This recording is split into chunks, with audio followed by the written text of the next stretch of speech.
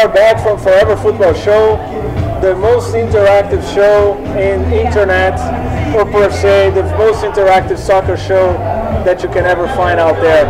We cover all things soccer from all over the world. Today we have our special guest Filippo Milano, sprinkling Italian sauce and everything that we talk about. And very soon we're going to jump right into Italy anyways. But let's start with England. The top championship, the top tournament, no surprises there. Chelsea has it in the pocket. Tell us, what is the context that led into the two games, the two most important games today? Well, we went into this final fixture of games with one game left for all the teams. 1 point separating Chelsea and Man United. Chelsea facing Wigan Athletic and Man United facing Stoke City. So both a little weaker opposition, you know. So Man United were really having to hope, you know, that Wigan showed up to play, and Chelsea certainly squashed any chance with now, do you imagine being a Man U fan sitting at? Did they play in Old Trafford today? They did, yeah. Anyway, so imagine them sitting in Old Trafford, seeing their goals happening, but then seeing all the other goals watching Chelsea's score just tally up and up and up like a basketball game. Is incredible. Chelsea, I think, just phenomenal. I mean, they scored over 100 goals, 103 goals this season. I mean, you can recall several 7-0 wins and 8-0 win to end the season. Just incredible scorelines. Yeah, and it was a shut up slap in the face of any Man U fan. Yeah, I mean, no doubt Chelsea deserved it. There's no Drogba with a hat trick today smoked and put the Rooney in the dust as well, even with the great season that Rooney had. Yep. And if we look at the table, if Jack pulls that up there for you guys, you can see the final results there. Pretty straightforward. Just ends how it did last week. No changes in the table as far as the top 8 go, but. With the confirmation of Tottenham. Yeah, it was a very important game during the week. An amazing game against Tottenham and Man City.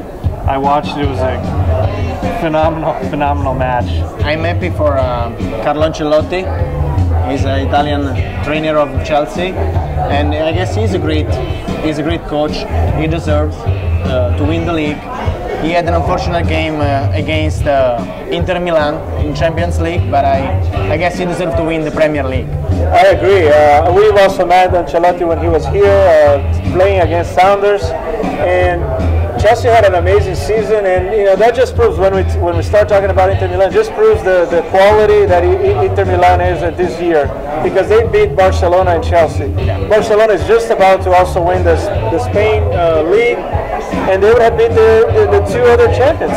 So that would be pretty amazing if they win the Champions League. Of course. To follow you, there is also some Italian souls also in Premier League this year, because Roberto Mancini is the trainer of Manchester City, and I guess he did a good job. Even though they didn't make the Champions League, Manchester City will be a wonderful team next year. I'll have to disagree with you. I'm going to disagree with our guest here. I know it's not polite, but I think it was a failure for Manchester City.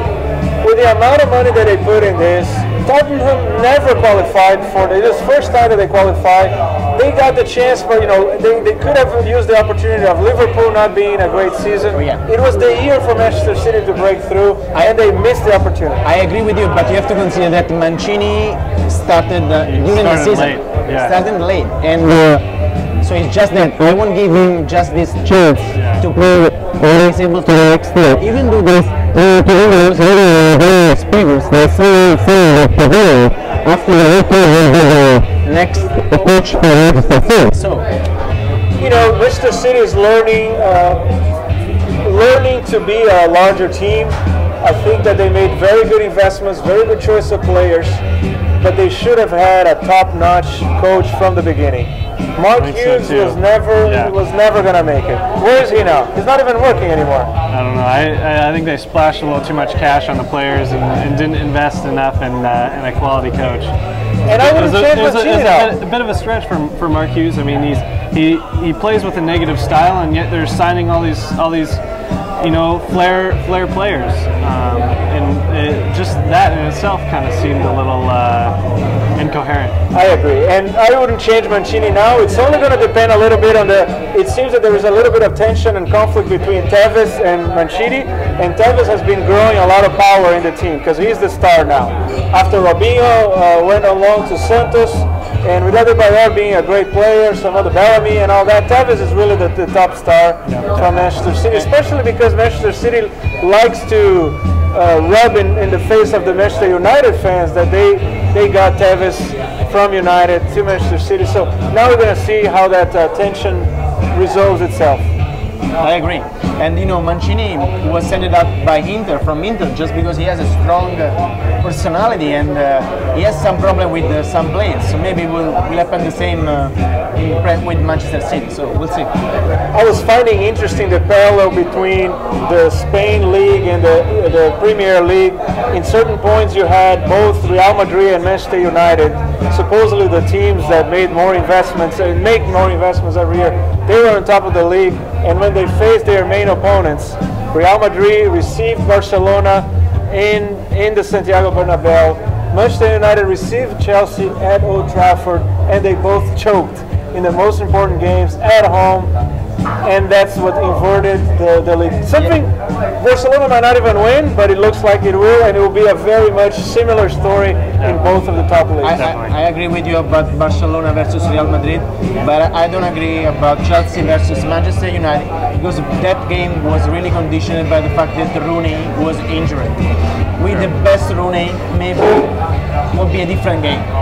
But that actually brings to another parallel story that as well, which is the dependency on certain players. Manchester United even more, a total reliance on Rooney and a complete flop from Berbatov. That guy, I can score more goals than Berbatov. And I have my ankle injured as well.